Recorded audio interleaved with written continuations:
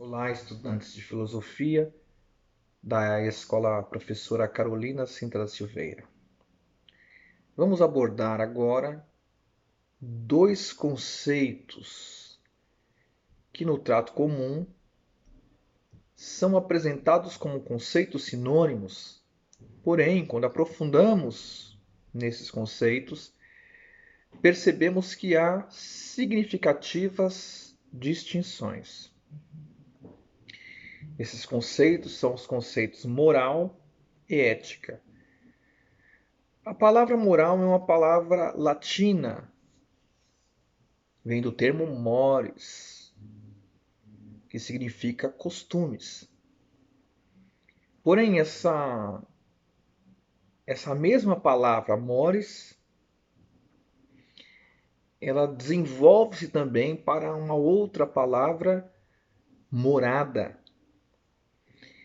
Quando falamos em costumes no sentido moral, estamos falando em costumes estabelecidos em uma determinada morada ou uma determinada sociedade ou uma determinada instituição.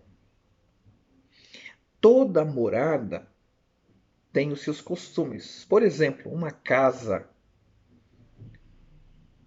com seus familiares estabelecem alguns costumes que se diferenciam em outra morada, em outra casa.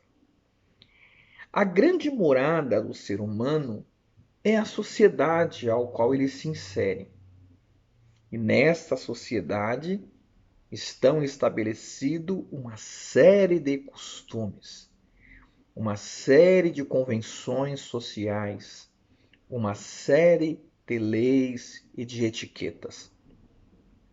Essa série de leis, de convenções sociais, as suas etiquetas, os seus costumes, suas normas, é o que nós chamamos de moralidade.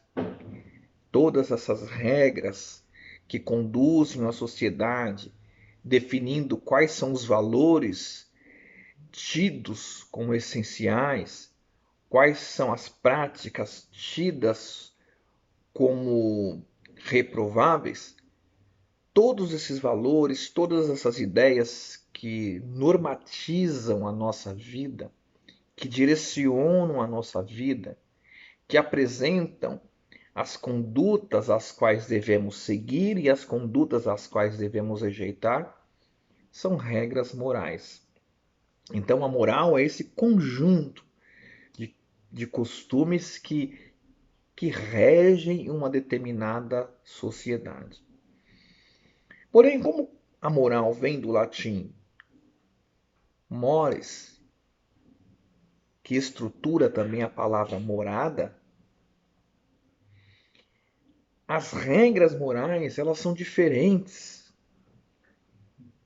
entre cada sociedade. Cada sociedade tem o seu conjunto de moralidades.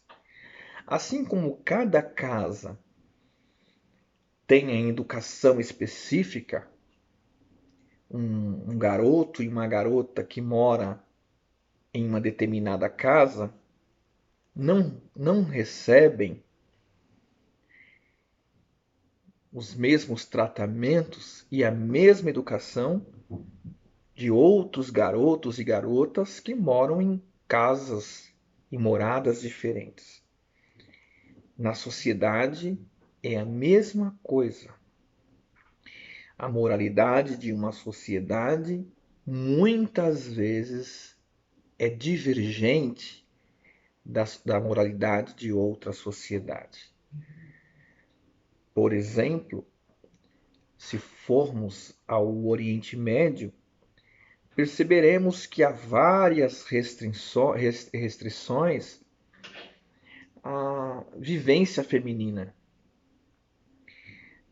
Em algumas cidades ou estados nacionais do Oriente Médio, a mulher ela tem que cobrir o seu corpo quase que em absoluto.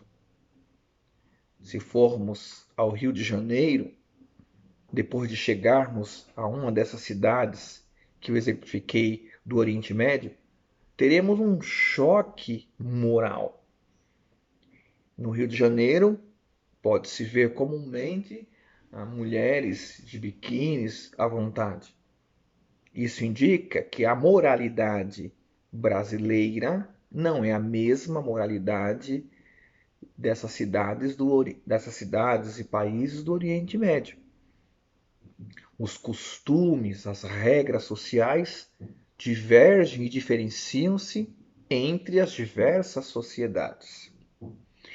Porém, dentro da sociedade, as regras são quase que absolutas. Dentro das determinadas sociedades, os costumes regem o povo que estão nelas inseridos. A moral é inflexível. Ela dita o que é certo, o que é errado, o que é bom ou o que é ruim. Uma criança, ela já nasce em uma sociedade debaixo das regras que já estão estabelecidas. Não há espaço para reflexão.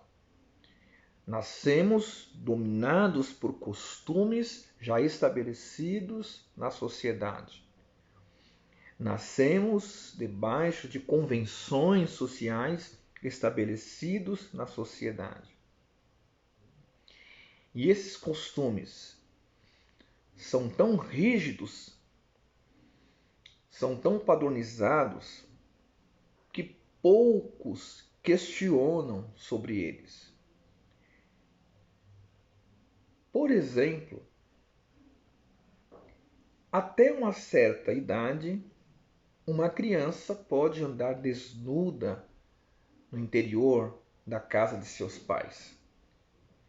Porém, chega a uma idade que essa situação muda e a criança não pode mais andar nua na casa, porque existe uma regra social que coloca a nudez como atentado ao pudor. Nós não questionamos, nós nos submetemos à regra já estabelecida. Nós nascemos debaixo dessas regras e nos moldamos a ela.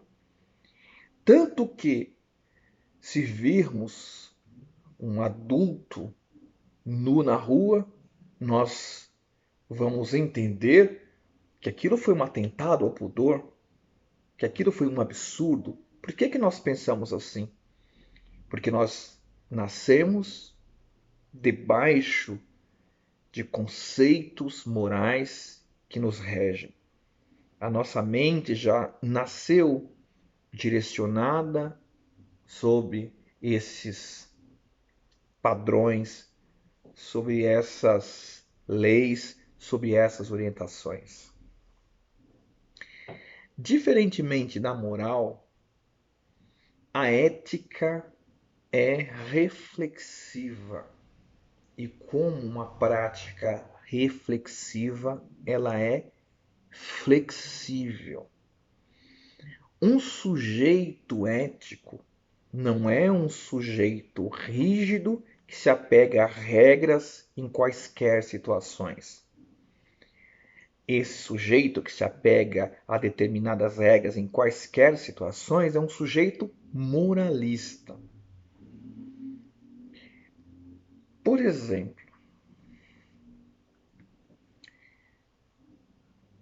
sabe-se que a nudez no Brasil é considerada atentado ao pudor, a nudez pública. Porém, quando assistimos filmes ou teatro, podemos testemunhar atores e atrizes desnudos. Por que nessa situação o ator ou a atriz não é acusado de imoral ou de estar afrontando a sociedade ao qual está inserido. Porque a sociedade, além das regras morais, ela conta com a interpretação ética. E a interpretação ética nunca leva as regras ao pé da letra. Ela flexibiliza as regras de acordo com específicas situações.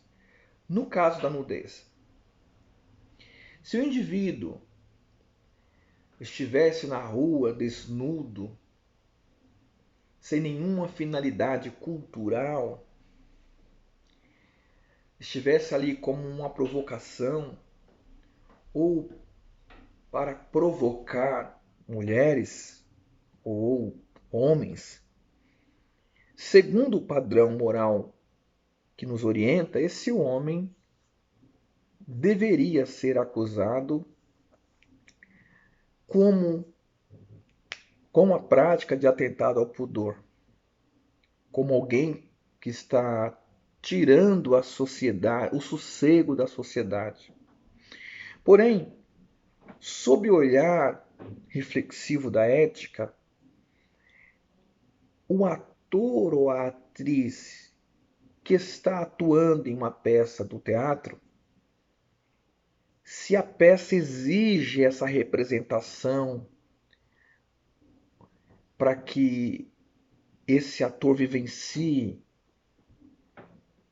a cena o mais próximo da realidade possível, esse ator ou atriz está diante dos olhos da ética justificado.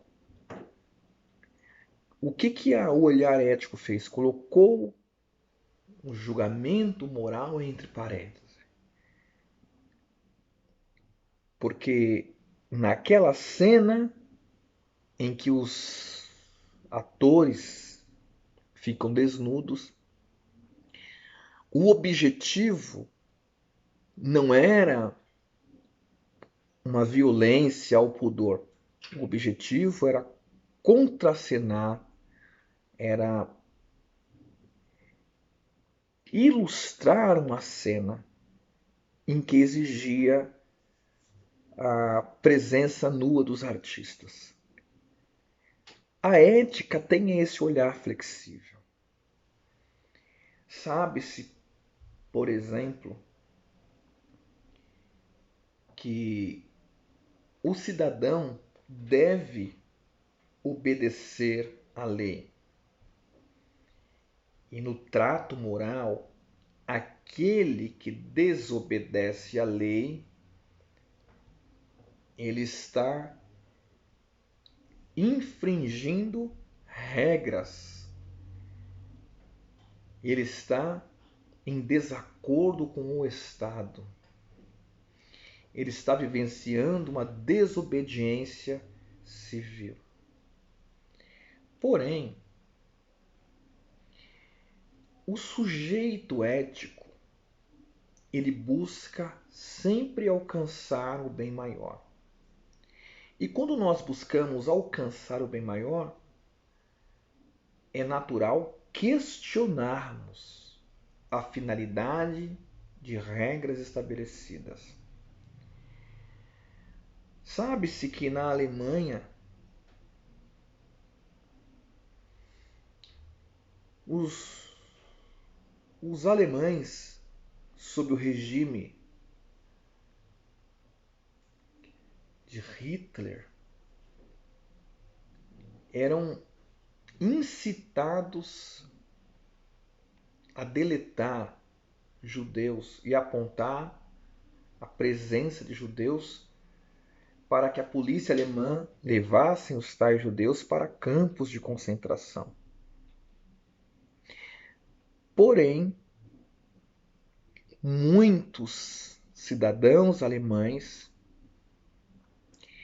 a partir de sua consciência ética, não obedeceram essa regra do Estado alemão. Sabemos que a lei faz parte da moralidade de uma sociedade ou de uma instituição. Porém, o não cumprimento dessa lei não tornou os cidadãos alemães imorais, porque foram justificados pelo olhar ético. O que a ética faz? Ela conduz o indivíduo à prática do bem maior. E se o bem maior é a vida de um inocente, logo aquele cidadão que descumpriu uma regra moral ou uma lei, quando essa desobediência foi cometida visando o bem maior, que era proteger vida de alemães inocentes, esse cidadão foi justificado pelo olhar ético. Então, diferente da moral, a ética é flexível. Sempre é a situação, sempre são as circunstâncias que indicarão a melhor solução, a melhor prática e a melhor escolha, se a conduta for ética. O moralista não. Ele se apega à regra independentemente de a regra em uma determinada situação se fizer uma má prática naquele momento. Entre os judeus é muito conhecida um colóquio sobre a obediência de uma regra moral muito antiga. Sabe-se que os judeus não trabalham no sábado porque eles entendem que a partir da lei mosaica é uma obrigação separar o sábado para a devoção a Deus. Está na lei. Se está na lei, é uma regra. Se é uma regra, é moral. Se é uma regra prática, indicativa, é moral. Porém, o colóquio conhecido era esse. Se uma casa de um dos judeus pegasse fogo, ele deveria tentar apagar o fogo ou não poderia fazê-lo, visto que o fogo que começou a queimar na casa acendeu-se em um dia de sábado. E esse era um colóquio muito conhecido entre eles. Os rabinos interpretavam de diferentes formas. Porque para o moralista, se ele vai apagar o fogo em sua casa, se ele fizesse isso, ele estaria trabalhando no sábado, logo pecando contra a lei de Deus. Mas para outros, visto que proteger a casa é um bem maior, porque a casa é um bem de um indivíduo, logo por conta disso, por trabalhar o sábado de forma necessária, a partir de uma necessidade imediata, ele não estaria cumprindo a lei. Descumprindo a lei, desculpa. Então ele não poderia ser acusado de imoral ou de pecador. Para o cidadão ético ou para o sujeito ético, a moralidade só é agredida se o sujeito deixar de vivenciá-la de forma irresponsável. Para o sujeito ético, muitas vezes colocar regras morais entre parênteses se faz necessário para que se alcance o bem maior. Entre os judeus também é famosa a história de Macabeus em relação a essa mesma problemática, se o judeu pode ou não pode trabalhar no sábado. Sabe-se que entre os macabeus, né, na época dos macabeus, os exércitos inimigos invadiam Israel justamente no sábado, porque sabiam que os judeus não trabalhavam no sábado e, portanto, a cidade ficava desarmada. Um dos macabeus apresentou essa necessidade aos juízes. Qual era a necessidade? Que os soldados, mesmo no sábado, ficassem em prontidão para proteger Israel. Sob o olhar ético, esses soldados não violaram o sábado, porque deixaram de descansar no sábado por uma necessidade imediata e fundamental. Porque se eles não guardassem a cidade com suas armas, a cidade seria saqueada, violentada e derrotada. Portanto, colocar regras morais geralmente se faz necessário quando desejamos viver condutas éticas, isto é, quando desejamos estabelecer o bem maior. E o que é o bem maior? É quando, com as nossas práticas, buscamos meios de resolver uma determinada situação da melhor maneira possível. Um sujeito moralista não tem essa preocupação. Ele é levado pelas regras como um cavalo é levado pelo cabresto, ou como um cavalo é direcionado com uma viseira. Ele só olha para a regra. Ele não reflete sobre como essa regra deve ser abraçada ou interpretada em situações particulares. No caderno do professor de filosofia, Estado de São Paulo, da segunda série do ensino médio, tem uma assertiva que ilustra muito bem a diferença entre ética e moral. A ética, a moral, determina o bem e o mal antes das ações. E a ética determina o bem e o mal segundo as circunstâncias. Ou seja, a moral já aponta o que é certo, o que é errado, o que é bom e o que é ruim antes de acontecer qualquer coisa. A ética não. É a situação concreta, é a circunstância em que o sujeito está envolvido que vai indicar qual é a melhor atitude.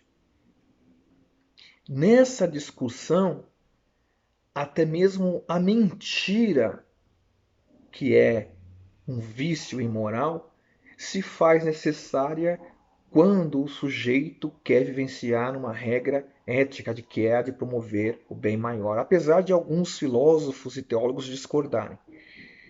Mas na própria Bíblia, uma mulher mentiu para salvar 2 espiões judeus. Ela, entendendo que os espiões eram homens justos, resolveu omitir a sua presença. Não só mentir, ela mentiu porque perguntaram se ela sabia onde os tais homens estavam e ela negou, afirmando que não tinha visto os homens. Homens que ela tinha escondido para salvar as suas vidas.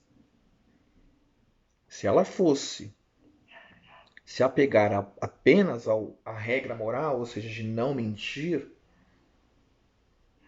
ela teria sacrificado aqueles homens, levado aqueles homens à morte. Mas ela mentindo, ela protegeu a vida daqueles homens e foi inclusive elogiada pela sua prática pelo, por diferentes livros bíblicos, elogiando a coragem e a ousadia daquela mulher em omitir e em mentir sobre o paradeiro daqueles homens. Essa é a diferença fundamental entre moral e ética. A moral são regras rígidas que apontam o bom e o ruim, o certo e o errado, antes de qualquer coisa. O bem e o mal antes de qualquer coisa. Isso é certo e isso é errado. A ética não.